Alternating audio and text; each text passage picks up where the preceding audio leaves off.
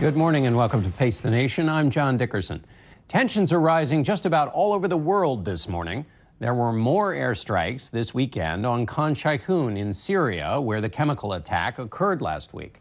And the U.S. Navy carrier group, the Carl Vinson, is moving north to the Korean Peninsula.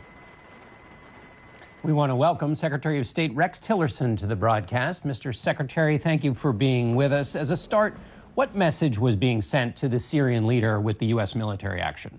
Well, John, I think the president was quite clear in his statement that he made to the American people that Syria's continued violations of UN resolutions and previous agreements that Syria had entered into regarding the chemical weapons accord would no longer be tolerated.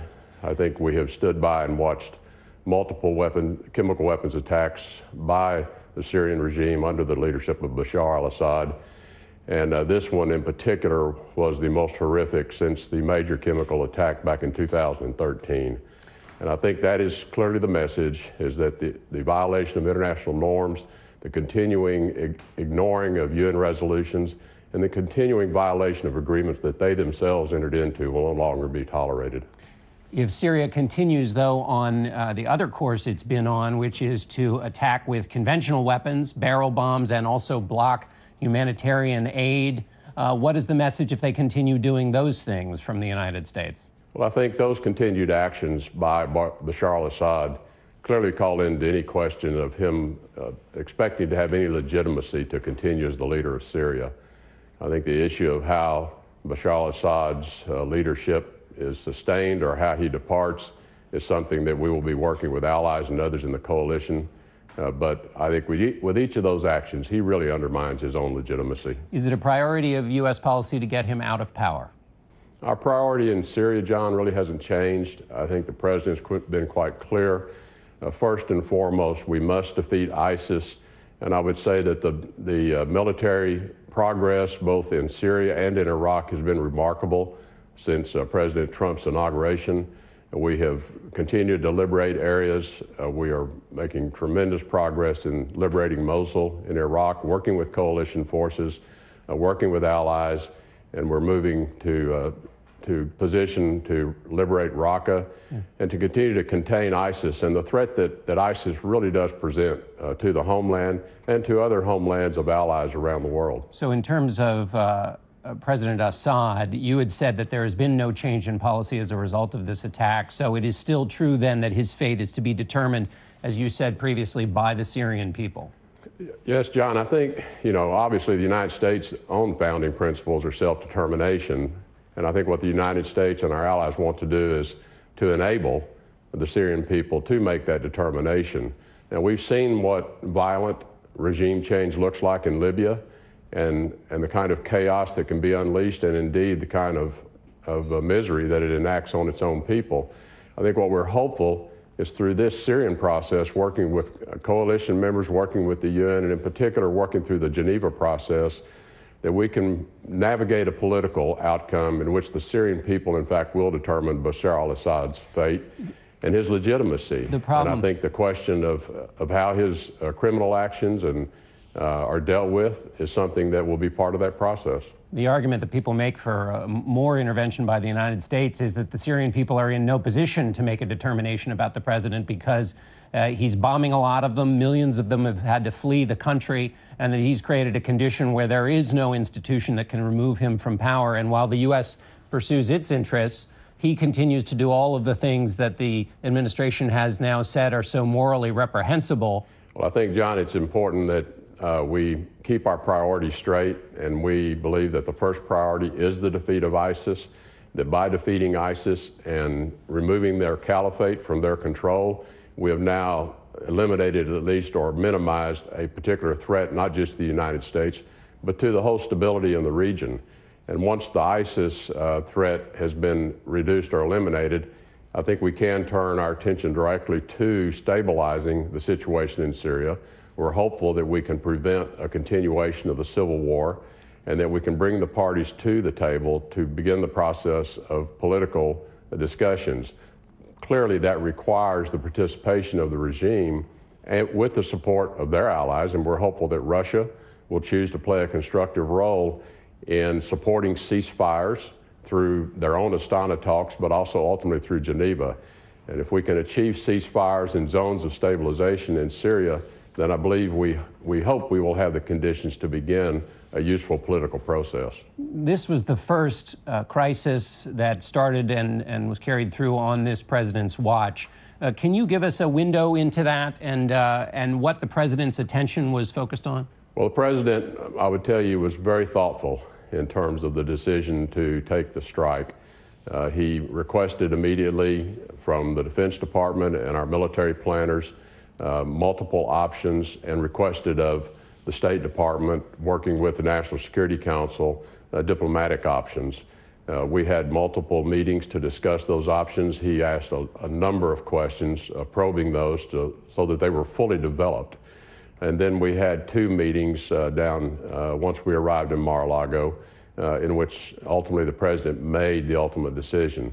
So I think, John, I would describe the president's leadership in this issue was extraordinary in terms of the way he conducted those meetings. He clearly wanted everyone to express their personal views around the options. He invited everyone to express those openly without reservation so that he could consider all of those options. He did consider them and then ultimately made the decision. So I think it was a clear demonstration of his leadership, but also a clear demonstration of how well the team of people that he has put in place are able to work together to arrive at an answer that is clearly the right one. Senator Marco Rubio made a charge this week. He accused you of, quote, nodding to the idea that Assad was going to get to stay in some capacity. And this was referring to your remarks about the Syrian people picking whether he could stay or go. And then Senator Rubio said it was no coincidence that then President Assad used chemical weapons. What's your response to that? I think that's a regrettable comment on the part of Senator Rubio. And do you think there was nothing that the U.S. did in the statements either that you made or that the UN ambassador made saying that it was not a priority to get him out, that had no effect on his thinking? John, this was a continuation of a series of chemical weapons attacks by Bashar al-Assad. This was not the first. As you well know, there were two similar attacks in March the 25th, March the 30th in Hama. So this was yet another instance of Bashar al-Assad's continued violation of the chemical weapons agreements. Russia said that they don't believe that this is the way that the United States sees it. Is that because Russia might have been involved in this chemical weapons attack? Well, I think the Russians have played now for some time the role of providing cover for Bashar al-Assad's behavior. The alternative explanation that the Russians put forth is simply not plausible. Not only is it not plausible, we know from our own information and open source information that their alternative explanation is simply not credible. So there's little question as to who was responsible for these attacks. It was Bashar al-Assad. And I think the Russians need to think more carefully about the commitment they made under the chemical weapons agreements to be the guarantor that these weapons would be seized, they would be removed, they would be destroyed. And since they are Bashar al-Assad's ally, they would have the closest insight as to the compliance. So regardless of whether Russia was complicit here or whether they were simply incompetent or whether they got outwitted by the Bashar al-Assad regime, you would have to ask the Russians that question. But clearly they have failed in their commitment to the international community. Given how strongly the president acted with respect to Syria using these chemical weapons, though, isn't it a rather important point whether the Russians were actively engaged in the military chemical weapons use that the U.S. government just launched a military strike over? Isn't that a crucial question? Well, to our knowledge, we do not have any information that suggests that Russia was part of the military attack undertaken using the chemical weapons. The UN ambassador said, how many children have to die before Russia cares? Is that a message you will take to Moscow in your visit next week? Well, again, it's clearly the message is Russia gave certain assurances under the chemical weapons agreement in 2013 and in accordance with the UN Security Council resolutions that they would be the guarantor of the destruction of Syria's chemical weapons stockpiles. Russia has failed in that commitment, and the result of their failure has led to the killing of more children and innocents. Do you worry about Russian retaliation for the U.S. military actions? I see no reason that there would be retaliation since the Russians were never targeted in this particular strike. It was a very deliberate, very proportional and very targeted strike undertaken in response to the chemical weapons attack, and Russia was never part of the targeting. There's a channel of communication between the U.S. and Russia, both flying over Syria so they don't bump into each other, if nothing else. Is that line of communication still open? As far as I know, the line of communication continues to be open, and the battlefield commanders are able to communicate with one another. I am aware that there have been certain public statements made out of Moscow, so we'll just have to see and may have to ask the military people. You met with the president of China along with the president there in Florida. What message did the Chinese take from the U.S. action in Syria? Well, the president, I think, very thoughtfully and rightfully did notify President Xi Jinping at the end of the dinner on the evening of the attack. I think out of respect to President Xi, he wanted to explain to him the rationale for the U.S. action, why it was taken, and why he felt it was necessary. My understanding, I was not standing nearby, but my understanding is that President Xi said, well, no one should kill children. The Chinese have since issued their own statement on the attack itself. The president also said about North Korea, if China doesn't act, then in North Korea, then we will. Did the Chinese get that message from this meeting over the weekend? I can tell you that both the presidents had extensive discussions around the dangerous situation in North Korea. They had a very lengthy exchange on the subject yesterday morning. I think it was a very useful and productive exchange.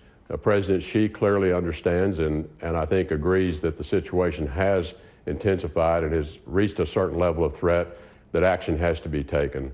And indeed, the Chinese even themselves has said that they do not believe the conditions are right today to engage in discussions with the government in Pyongyang.